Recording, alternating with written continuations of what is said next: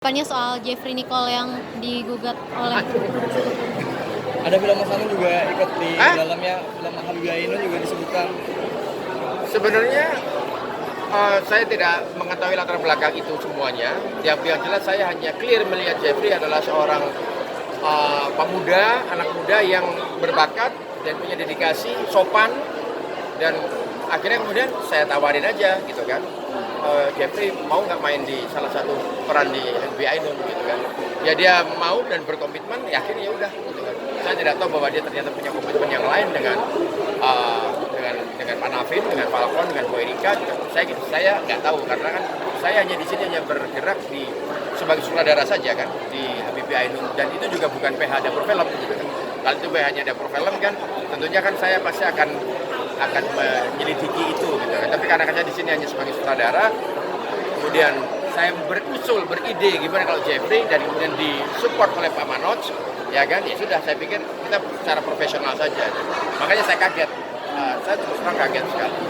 Dan saya menyayangkan sekali ya, artinya kalau misalnya anak sepotensi itu, anak muda gitu kan, punya problem, ya kan, punya problem yang sifatnya one prestasi, saya pikir itu mesti harus ditelusuri. Saya pikir bukan Jeffrey secara sengaja melakukan itu, tapi pasti ada ada manajemen dia sebelumnya mungkin yang melakukan melakukan overlapping, ya kan, overlapping pekerjaan, karena itu sering sekali terjadi ya di industri kita sekarang ini kan, overlapping pekerjaan gitu. Itu aja sih. Tapi di dalam film tuh kasus-kasus seperti ini tuh marak terjadi nggak sih, Mas? Jadi punya kontrak di sebelumnya, tiba-tiba main di film lain. Sebenarnya tidak hanya terjadi di Indonesia ya, terjadi dimanapun, di negara manapun, karena ketika karena saya sekarang posisi saya sebagai produser juga gitu kan, jadi saya ketika mau memproduksi sebuah film itu hanya kalau orang investasi kan tidak investasi per film, tapi investasi itu tahunan, 2 tahun, 3 tahun digelontorkan uang misalnya 20 miliar gitu kan, 20 miliar untuk 3 tahun. Nah 20 miliar kan saya ngitung film pertama 4M modalnya, 3M, 2M apa segala macam kan. Nah pemainnya ini kalau bisa dapat pemain-pemain top semua kan saya jadi untung kan. Makanya biasanya dari 2 tahun, 3 tahun, udah lu kontrak lu 3 tahun deh, 2 tahun main di 5 film, 6 film.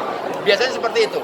Ya kan? Nah, biasanya mereka yang diambil tuh pemain-pemain yang masih muda, fresh, tapi udah memiliki popularitas yang cukup tinggi, itu yang biasanya dikontrak duluan. Nah, mereka yang memiliki kapital yang besar, itu biasanya mengambil itu semua, mengkontrak itu dalam 2 tahun, 3 tahun gitu kan, untuk bermain di PH-nya dia.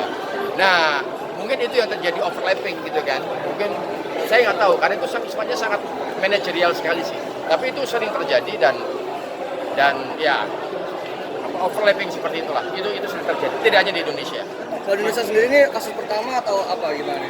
Saya nggak tahu ya.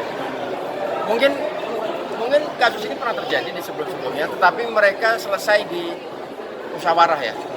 Mungkin, dan saya berharap sih ini bisa selesai, nggak perlu lah sampai ke pengadilan. Toh kita industri ini kan masih kecil ya. Saya berharap sekali bisa diselesaikan secara musyawarah. Sebetulnya ini cuma soal bagaimana mengatur waktu saja. Itu aja. Mas, tapi melihat Jeffrey yang habis keluar dari